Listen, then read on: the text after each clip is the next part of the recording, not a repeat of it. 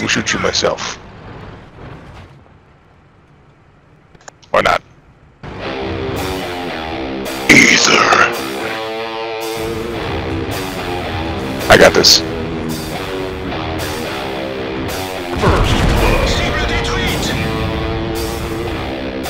Hey folks, this is ioEther, and as you can see, we're back playing some more World of Tanks. Let me just adjust this mic so I can actually use the mouse, as I find that's really helpful while you're trying to, direct the pace of battle and whatnot.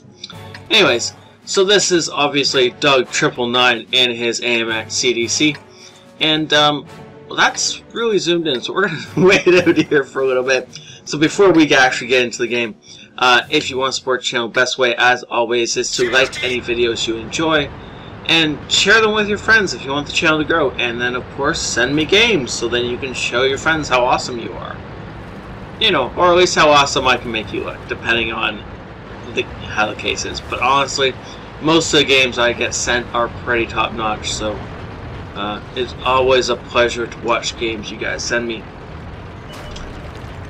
Now let's interesting. Heading out into the field in this tier 8 medium. I always think of it as a heavy, though 9% certain it is in fact a medium tank. The reason I think of it as a heavy tank is because of the FCM, which is for all intents and purposes a medium, but officially it's a heavy tank, so I'm supposed to call it a heavy tank. Nice shot into T-37. For some reason, T-37 decided to take that shot, and I don't mean the shooting thing. He decided to get shot by sitting out in the open for that long. That was his decision. He wanted to trade a shot with a CDC, which obviously went so very well for him. Now he is smart enough to pull back when he realizes that Doug was looking at him, but not smart enough not to poke back up in that same spot without dropping off radar. So he showed some potential. Unfortunately, he got himself killed before he could do anything with that potential.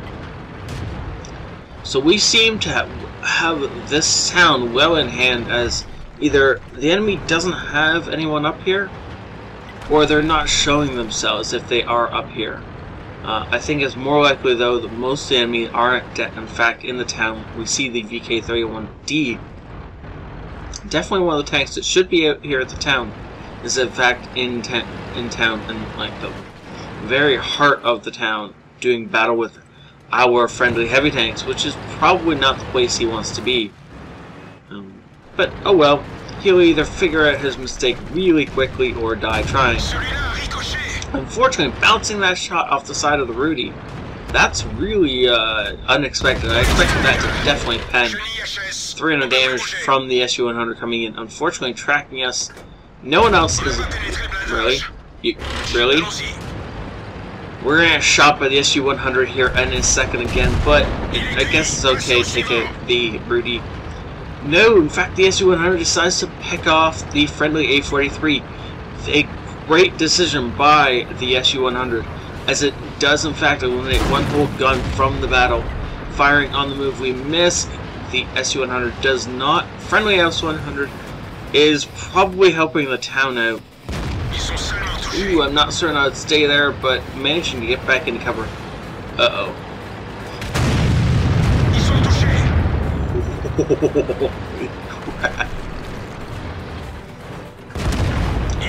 So I don't know what that M44 was doing. He should have shotgunned us right there.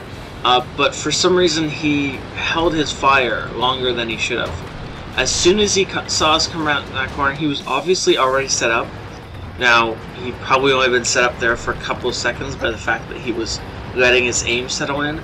But in that kind of situation, what you have to do is you auto-lock onto the target, because he's so close. The auto-lock is going to help you a lot. And then you just let the reticle settle in for a second and fire. Don't wait more than a couple of seconds when you're that close in a shotgunning position, because if you wait anything more than a couple of seconds, the enemy tank you're trying to shotgun, like Doug, will innately pull back. That, or if you set up the shot for the back end of the enemy tank, then you quite possibly have those couple extra seconds to aim in just a little bit more, make sure that shotgun secures. Because if that had happened in this... Ooh. No! Poor GW. Yes, I'm cheering for the enemy artillery. Because I enjoy watching artillery shotgun tanks who are doing silly. But neither person acted silly in that particular situation. That was a great demonstration of exactly how to avoid a shotgun from Doug, and a great setup for the shotgun from the GW Tiger P. Overall, beautiful watching this duel. Now our Churchill 7 there should be able to take it at the VK-301 fairly easily. Yeah, okay. I was going to say, if he doesn't, then we have other problems on our hands. Firing into the side of the T-30. No, don't poke back out. He is loaded and looking at you. No. Just no. Yeah. Okay, so I'm going to pause this in a minute. Okay, so we're going to ignore the IS-3 for a second. I just want to talk to you guys about something. So Doug poked out. He fired into the T-34, and then he pretty much just sat around and waited to get shot again before pulling back. What he needed to do is pop out, fire that shot, and then pull back. He has the speed to get around and relocate in over here before firing that next shot or whatever. Even if he just poked back and waited till he reloaded before pulling back out, would have meant he would have traded about 500 damage for 400 damage in that kind of situation instead of trading 250 damage for 400. So don't sit out around the corner when you're not reloaded. Unless, of course, the enemy is completely not looking your direction. It's just not worth it. Almost always it's better to pull back, reload, make sure you're reloaded before you head back out. Otherwise, you're just going to end up losing a bunch of health for no particular good reason. Now, our Churchill 7 is going at this IS-3 as hard as he can. And it looks like he's probably going to win this duel. IS-3 just fired and missed. Unfortunately, no, there's a lot of them on top of this guy. Yeah, he should be dead. He's not dead yet, though, which is really great. But he's about to be... really? They're firing into the back of a Churchill 7 and bouncing. That Churchill deserves some props for...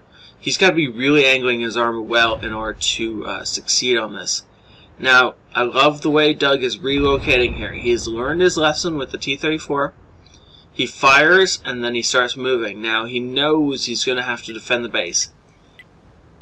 There's no way that our SU-100 takes out both of these guys and lives.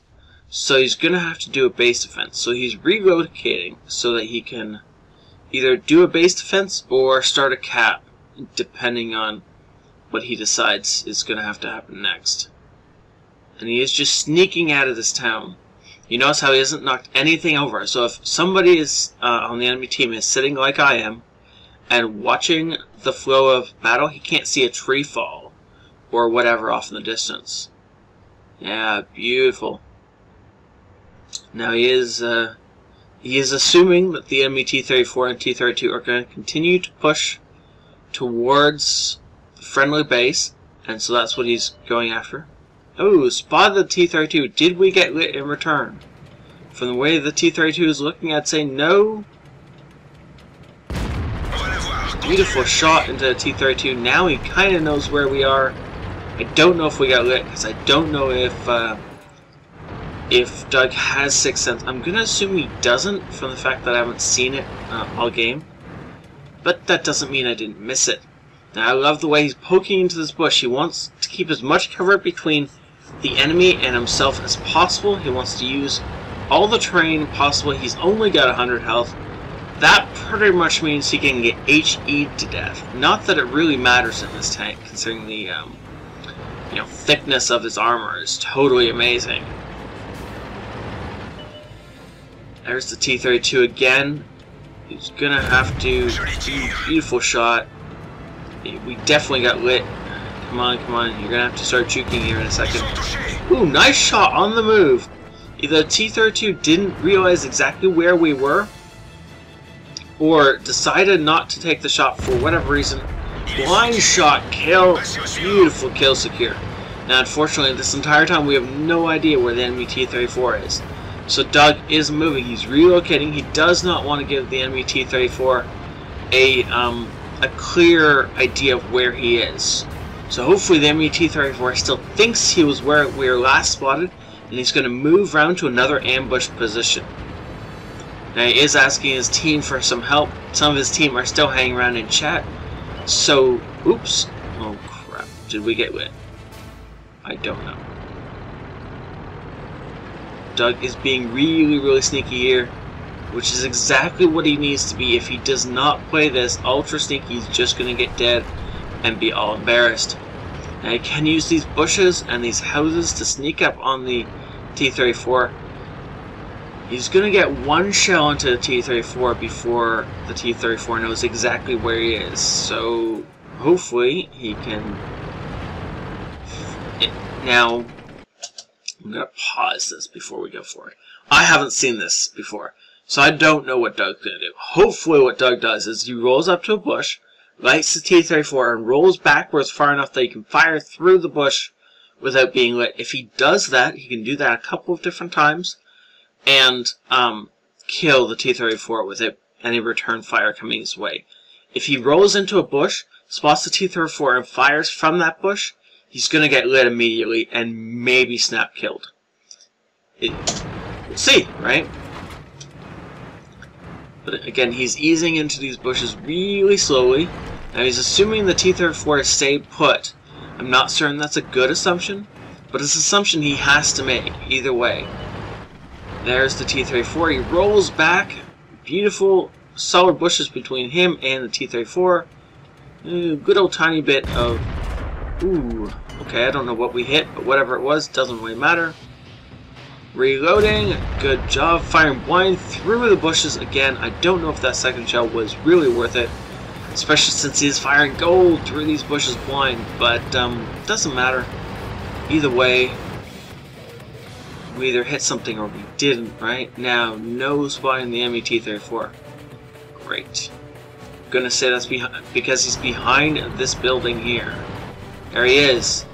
Did we get lit? We got lit. See the T-4. Ooh, he missed. Okay. I know. I'm pausing so much this game. Now, the T-34 flubbed his only shot. And the reason he did that was because as soon as he saw Doug, he turned his gun and fired. You know, this is where knowing your enemy reloads comes in really handy. At most, the CDC has like a 6-second reload. I don't actually know its reload. I really should. But it's a tier 8 tank, so we can kind of guess at what its reload is for a 250 damage gun. That means the T-34 had about 6 seconds to aim his shell. We're going to go with 5 to be on the safe side. What he needed to do is turn his turret, count the seconds between when Doug fired, and return fire just inside those 6 seconds. Yes, it may have been off. But either way, as soon as he fired that shell and missed, he killed himself. It is highly unlikely that this shell bounced. If it does, it doesn't matter, because even if it does, Doug's next shell will load before the T-34 shell will load. Either way, this is the end of the game. So yeah, good game. T-34, that was your game to lose. You managed through it. Great game by Doug, though. Playing that absolutely perfectly all the way to the end. 2,000 experience with premium, without a daily double, first class, fire for effect, duelist, hand of God, high caliber, and Top Gun. This was a well-deserved victory. This was hard fought and hard won. Now, props to the Churchill. He did a massive amount of damage, considering the fact that... Okay, so he didn't do a massive amount of damage. But he did, considering the fact that he was outnumbered for some of that. He was out-healthed. He survived a lot longer than he really should have, considering the health he was on and the number of tanks surrounding him at the end there. And then, of course, Doug was our hero. And by far the carry of this team. Wow, look at that. Damage from range, and most of that was delivered at the end of the game to secure this win.